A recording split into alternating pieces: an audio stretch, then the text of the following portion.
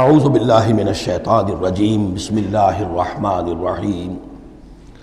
وَلُوطًا۔ اب یہاں نوٹ کیجئے یہ تین رسول ہیں پری ابراہمک، حضرت نوح، حضرت ہود، حضرت صالح، پری ابراہم،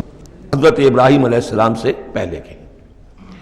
اور حضرت لوط جو ہے حضرت ابراہیم کے کنٹمپریری ہیں، کیونکہ یہ ان کے بھتیجے ہیں اور یہ بھی عراق ہی کے رہنے والے تھے، یہ بھی سامی النسل ہیں، یہ بھی سیمیٹک ریس میں سے ہیں، اور ان کے ایک بھتیجے نے ان کے ساتھ ہجرت کی تھی اور وہ ان کے ساتھ رہے ہیں۔ اللہ نے ان کو بھی رسالت سے سرفراز فرمایا، اور خاص طور پر جو ڈیڈ سی ہے اس کے کنارے پر دو بڑے عظیم شہر اس وقت آباد تھے، سدوم اور عمورہ، اور یہ بڑے تجارتی مرکز تھے، اس لیے کہ مشرق سے مغرب کی طرف جو تجارتی قافلے آتے تھے ایران سے عراق ہو کر وہ پھر فلسطین اور مصر کی طرف جاتے تھے تو ادھر سے ہو کر گزرتے تھے، تو گویا کہ ایک طرح کا جو ہے یہ کراس روڈز تھا یہ علاقہ جو ہے، جو یہ کیریوان روٹس کا، اس حوالے سے ان کے لیے بڑی وہ خوشحالی تھی۔ لیکن یہ کہ اس قوم کے اندر یہاں جو قوم آباد تھی، حضرت لوط ان میں سے نہیں تھے، اس قوم میں سے نہیں تھے، وہ تو آئے تھے حضرت ابراہیم کے بھتیجے عراق کے رہنے والے، لیکن جو لوگ یہاں آباد تھے ان میں یہ خباثت پیدا ہو گئی تھی جسے سوڈومی کہا جاتا ہے، یعنی یہ کہ مردوں کا آپس میں جنسی اختلاط جو ہے اس کی وجہ سے یہ ہے کہ ان کے اوپر عذاب آیا ہے، تو یہ ان کی طرف بھیجے گئے ہیں حضرت لوط علیہ السلام۔ نوٹ یہ کرانا ہے کہ حضرت ابراہیم کا ذکر یہاں بیچ میں سے نہیں کیا گیا، اس کی وجہ کیا ہے؟ یوں سمجھیے وہ نکال کر اور وہ سورہ انعام میں رکھ دیا گیا ہے،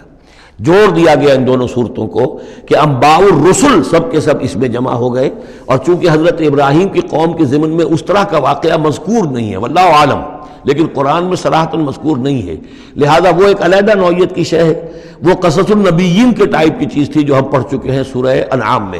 یہ انباء الرسل چلے آ رہے ہیں، لہذا یہاں حضرت لوط کا ذکر براہ راست شروع ہو گیا ہے، حضرت ابراہیم کا سرے سے ہے ہی نہیں۔ ان چیزوں کے اندر ایک ربط ہے منطقی۔ وَلُوطًا إِذْ قَالَ لِقَوْمِهِ، اور ہم نے بھیجا لوط کو جب کہ کہا اس نے اپنی قوم سے، جا کے جہاں آباد ہو گئے تو وہ قوم ہو گئی لیکن یہ اس قوم سے نہیں تھے خود۔ أَتَأْتُونَ الْفَاحِشَةَ، کیا تم ایک ایسی بے حیائی کا ارتکاب کر رہے ہو، مَا سَبَقَكُم بِهَا مِنْ أَحَدٍ مِنَ الْعَالَمِينَ، کہ جو تمام جہانوں میں یعنی جہان والوں میں سے تم سے پہلے کسی سے نہیں کی، یعنی یہ کہ انفرادی کوئی فعل کہیں کو ہوتا ہو اور بات ہے، لیکن اس کو ایک اجتماعی پورا قوم کا شعار بنا لینا، کھلم کھلا کرنا، اس پہ کوئی شرمانے کی بجائے اور اکڑنا، وہ یہ ساری چیزیں جو تم کر رہے ہو، تو یہ تو وہ چیز ہے کہ دنیا کی تاریخ انسانی کے اندر شاید اس کی کوئی اور مثال نہیں۔ أَتَأْتُونَ الْفَاحِشَةَ مَا سَبَقَكُم بِهَا مِنْ أَحَدٍ مِنَ الْعَالَمِينَ إِنَّكُمْ لَتَأْتُونَ الرِّجَالَ شَهْوَةً، تم مردوں کا رخ کرتے ہو شہوت کے ساتھ، من دون النساء، عورتوں کو چھوڑ کر، بل انتم قوم مسرفون، تم تو حد سے تجاوز کرنے والے قوم ہو، قانون طبیعت، قانون فطری کے خلاف جا رہے ہو۔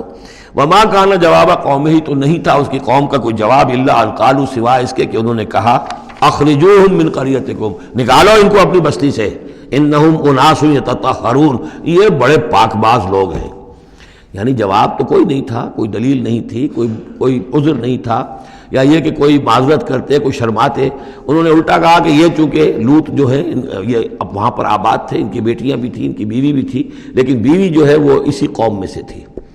وہیں جا کر کہیں شادی کی ہے، اور وہ اپنی قوم کے ساتھ ہی ملی رہی ہے، اسی لیے وہ جو عذاب جب آیا ہے ہلاکت کا تو وہ بھی ہلاک ہوئی ہے، یہ صرف اپنی بیٹیوں کو لے کر نکلے ہیں وہاں سے۔ لیکن انہوں نے کہا کہ یہ جو گھرانہ ہے یہ لوگ بڑے پاک باز بنتے ہیں، ہمیں کہہ رہے ہیں کہ ہم بہت برا کام کر رہے ہیں، گویا کہ یہ بہت بڑے پاک ہیں، صاف ہے، تو انہیں نکالو، ہم گندوں میں ان پاک صاف لوگوں کا کیا کام؟ اخرجوہم من قریتکم، نکالو انہیں اپنی بستی سے، انہم اناس یتطہرون، یہ تو بڑے نیک اور پاک باز لوگ بنے پھرتے ہیں۔ فانجیناہ واہلہ، تو ہم نے نجات دے دی اس کو اور اس کے گھر والوں کو، الا امرأتہ، سوائے اس کے بیوی کے، کانت من الغابرین، وہ ہو گئی رہنے والوں ہی میں، پیچھے رہنے والوں ہی میں، وامطرنا علیہم مطرا، اور ہم نے ان پر ایک بارش بھیجی، پتھراؤ ہوا ہے بہت سخت، اور پھر زلزلہ بھی آیا ہے، شہر الٹ گیا ہے، اور یہ شہر تقریباً معدوم ہو گئے پھر، اور یہ ڈیڈ سی کے اندر ان کے دفن ہیں، سارے کے سارے آثار وغیرہ جو ہیں اس کے ساحل پر یہ تھے۔ فانظر کیف کان عاقبۃ المجرمین، تو دیکھو کیسا انجام ہوا مجرموں کا۔ صدق اللہ العظیم۔